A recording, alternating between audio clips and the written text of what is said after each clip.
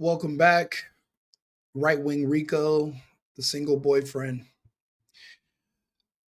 There's nothing more anti American than just allowing yourself to be a victim.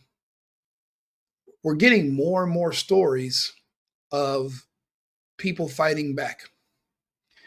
Unfortunately, in this day and age, for you to fight back against people that are trying to steal from you or rob you or kill you, if they're black, you're called racist.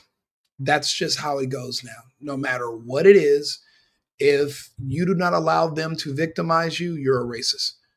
If you say, hey, I want Trump to bring the military to stop the crime, even if it's them against their own people, you're considered racist. That's why that term just no longer means anything. It kind of means what anti Semitic means, just nothing. It's actually a compliment. It means you're aware, it means you're willing to protect yourself.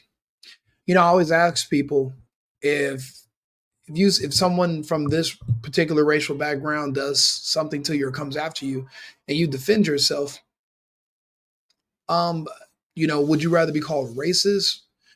Because at least you're alive for them to call you that at all. How fair is that to your family if you're no longer there because you were afraid to fight back? You were afraid to do something and you just wanted to comply. Your kids aren't going to have you. You're the primary breadwinner of your family. What are your people going to do? All because you're worried about virtue signaling and seeming tolerant. That's not the way anymore. I've seen so many of these videos, and I'm noticing that even in California, people are just less and less afraid of the consequences of protecting themselves. That's going to be the only way you're going to survive the next few years. There is a light at the end of the tunnel, but we're going to just look at these cases for what they are. Oakland jewelry store owner locks 5 robbers inside. So 5 men invaded this jewelry store to rob it. 2 of them are killed by the store owners. And the guys who survived, the 3 that didn't die, they are being charged with the murder per California law. Now, I'm from Los Angeles, and I've lost friends to this exact same law. And it varies. Everyone's going to say they didn't know, it wasn't on purpose. I didn't know they were about to do this, but it's that's our law. That's how it goes. We used to have the three strikes law too, but we no longer have it. But say for example, I get into some friends of mine pick me up, and then they drive somewhere to commit a crime, and I'm in the back seat. I'm like, wait, where are we going? They're like, don't worry about it. We'll be right back. They go there. They pull out weapons. They kill someone. We get pulled over. I'm also charged with murder.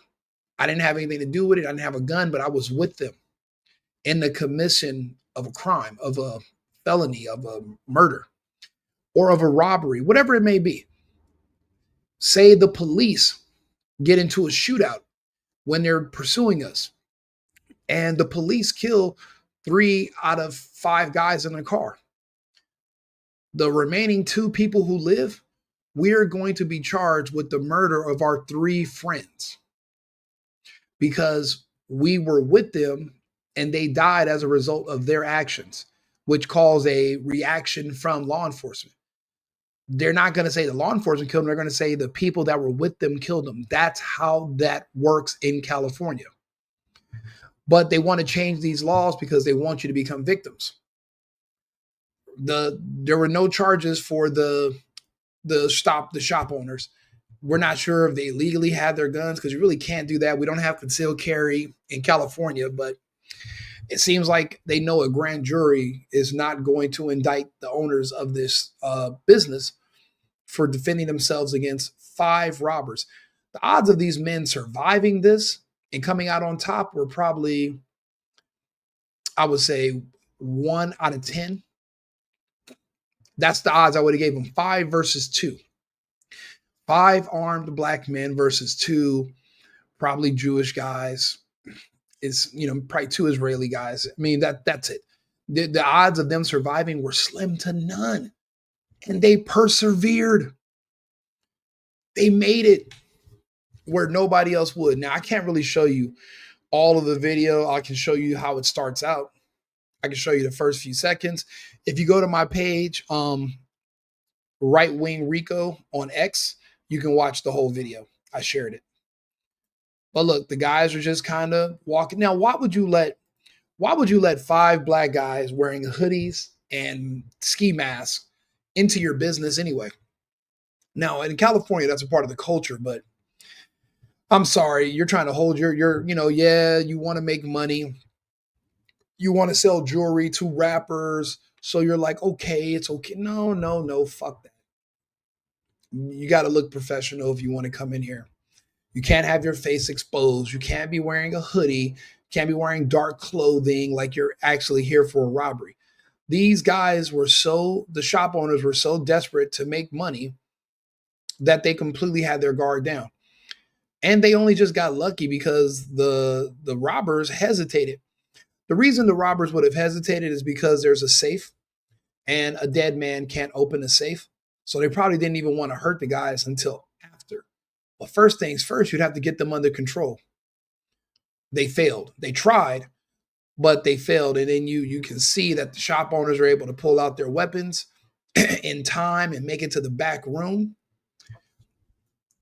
So let's see how it starts.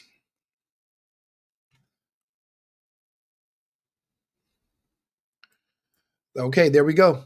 This is the first guy jumps on the other guy, and he doesn't have a weapon yet, but he pulls one after. Now, these four, this is how you can tell this was amateur hour. One guy's sitting down, two are standing up, and they're leaving this guy completely wide open in the white shirt to grab a weapon or to run. Everybody's not going to run. Some people have a wish factor. They wish you would. And your wish is going to come. Your wish came true. This is the fuck around part, and this is where they find out. Now he falls over the table. Another guy grabs him. There's a guy wrestling over here. Now these guys, this is all AI, by the way, for the YouTube gods. This is not real, but no one's being harmed. This is all fake. But you can see they're pulling out weapons. Let's see if this guy's still up by himself. And this is when the other guy pulls out a weapon. And the first person he hits drops by the front door out of the frame. And then the other guys are literally trying to huddle up. So, and trying to use each other as human shields so that they don't feel the burn of the lead. And there he goes. He pulls. Now these guys are literally, firing over this file cabinet, over this dresser, down. And these guys, now everyone's trying to escape out of the front door, but they locked them in there. They're locked in. Now, as far as I can tell, when these guys retreat to the back, these guys are over here hiding behind this large, I'd assume it's a dresser or bookshelf, because this is an office.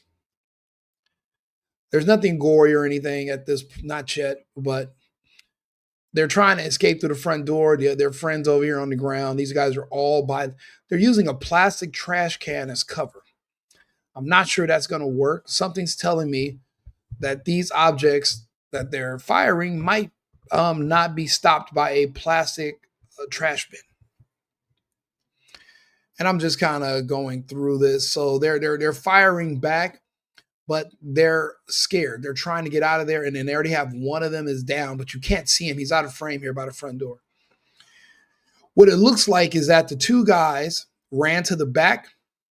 One of them went out the back door, and he doubled around to the front, and he starts firing on these guys through the front door, completely catching them off guard. Because look, they're all over here huddled together. They can't get out the front door, but I don't see any other vantage points in this room, and I don't know where they would. And they're still, the guys are still in the back, but like I said, there's a back door, and and if you go to my page and watch the whole video, Someone starts shooting. It appears they're shooting through the front door while he's on the ground. And this guy in the gray sweats is the receiver. Everyone's hiding behind him. He ends up becoming the human shield. Yeah, and he's not Luke Cage, so he's not bulletproof. So he gets the brunt of it. So these three men are the survivors, and they're the ones that are now charged with murder. Was it worth it? The answer is no. It's never worth it. When you talk to these men, they're like, I'd rather be working at Cheesecake Factory than sitting in prison for the next 15 to 20 years. Now, it's California, so for murder, you're never going to do natural life, really. They'll eventually let you out unless you're a Menendez brother, which I'm surprised, because if you're a gang and you're just shooting people and yada yada, you do about 15 years, and then you'll come down on an appeal and get out and get a CDL. But these high end murders that were public, they keep those guys indefinitely. But these guys will eventually get out. So, but yeah, this is they're still scrambling. Look, there he goes in the back, but I only see the one guy. That means the other guy that was wearing the black shirt, he swung around. And these guys are freaking out because they're trapped inside the office. And there they go. He's here at the front door, and now these guys are like, what the hell? And they're just firing in. He's there. He's firing in there, and this guy gets every brunt of it. And these guys are hiding behind the guy in the gray. When I think about when I see these crimes, like I said, I'm from California. A lot of my friends used to do home invasions, and banks, and eventually it was gonna happen to me. Eventually, I was gonna eventually be another victim. So I left. I saw it coming. You're either doing it to people or it's gonna get done to you. And I just didn't want to be a victim.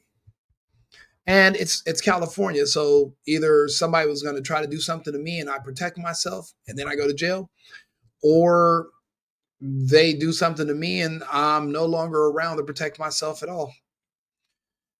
And most people have said they'll rather be carried by 12 than they'd rather be judged by 12 than carried by 6. I'd rather be judged by 12. So I just decided to leave. It just wasn't safe. You can't protect yourself in California. Now, these guys, again, they got lucky. They had a business. These guys were there doing business, but it's not always so cut and dry. There was a case in Sacramento we all saw on video. A girl comes to this guy's house fighting over another girl, pulls out a weapon. The guy kills her. He gets arrested. He has to go sit in jail and fight murder charges, even though a woman came there to kill him over another girl. Pulls out a gun on him first and everything. But we don't have self-defense laws. Now, of course, I'm sure for businesses, it's different. Or if you're a security guard, it's different. I remember this happened to one of my best friends, a guy I loved, to party with him for years, family guy. But he decided he wanted to start a dispensary at his house. And he figured, he had armed security there and everything. And some guys said, yeah, we're going to come here. We want to shop with you and look at some weed. And they killed my friend and actually killed 2 of my friends there and another guy. So it's 3 guys at this house. It happened in Burbank, California a few years ago. And, it just broke my heart. And, they were all armed, but the guys who came in got the best of them. They got the drop on them. Made them open the safe and everything, and then they executed them all. So you really, crossing your fingers and hoping that these people are going to let you survive at the end of the robbery, especially if you know who they are and you can identify them, or if they think that you're going to come after them because you're armed, they're not going to let you live. So what do you do? What would you do? People don't ask themselves these kind of questions until it's too late. Again, they want a virtue signal and be liberal and, oh, love is love. I love these people. It's just money. I don't care. I'll just give it to them. Yeah, okay. What about when they want more than just money? They want your life too. You give that to them too so you can satisfy their needs. You don't want to be considered racist, right? So you got to let them kill you. If you try to stop them, you're oppressive. The colonizers wouldn't have stopped them. So that's how you're going to look at it. You give your life away too. You're going to have to make a decision. The business owners survived here against all odds. 5 versus 2, and they won. You're not going to be this lucky. You're not. I tell everybody the rules are no matter what, it's 50-50. Your odds are always 50-50 because you never know what the other person's going to do. So I just tell everybody, no matter, you could be a giant and you could be fighting a midget. Your odds don't change. 50-50. I know earlier I said there was only a 10% chance of survival, but again, rules of engagement, you have a 50-50 chance of things not going in your favor. So those are your only odds. If you can, stay out of California. This is where this is happening at. This is where it's all happening at. Look, I'm on X right now, Oakland jewelry heist. You see the guys, look at these, they're coming for you. They have the look. Look at them. They're coming for you. But it's not just there. Look at thugs rob a jewelry store in Oakland. Yeah, that's not the only, it's not an isolated incident. It happens all the time. This is a woman walking down the street on her way home from work, and 2 cars pull up and jump out to rob her. The usual suspects, blacks. But I'm the bad guy for pointing it out. Yeah. This is about what I would say 20 to 30 black dudes running in there with weapons. California smash and grab jewelry heist. We don't have California. But think about it. If you go out and you're looking for these suspects, you can't, they'd say, oh, you're profiling us because you're looking for black guys. So really they have the perfect cover because you really can't specifically go looking for suspects that are black, even though all the suspects are black. It's the perfect loophole for protection. You can't do anything about it except just become a victim. Now, like I always say, we have another 6 teens, Oakland, Chinatown, smash and grab. Yeah. People try to tell me, oh no, Rico, everybody does it. Mexicans, Asians, white people, they're doing smash and grabs and robbing everybody too. No, they're not. You're lying. And the fact that you make up this lie so you can sleep at night and know, because you want to feel better about the fact that your group is just basically a part of all the crime that's happening, the worst of the worst. So you make up these lies to pretend that it's even spread out amongst everybody. Everybody's just going around robbing each other. That's just a normal thing and just killing each other. That's a lie that you tell yourself. It's a lie from the depths of hell. And you see these other people are victims. These guys decided that they were going to be victors at the other guy's expense. So if you have sons and you have kids, show them these videos. Give them other options. Put them in trade school. Get them away from other black people because this culture is toxic. But it spreads like a virus. It's a mind virus. Get your kids away from their friends. Get them away.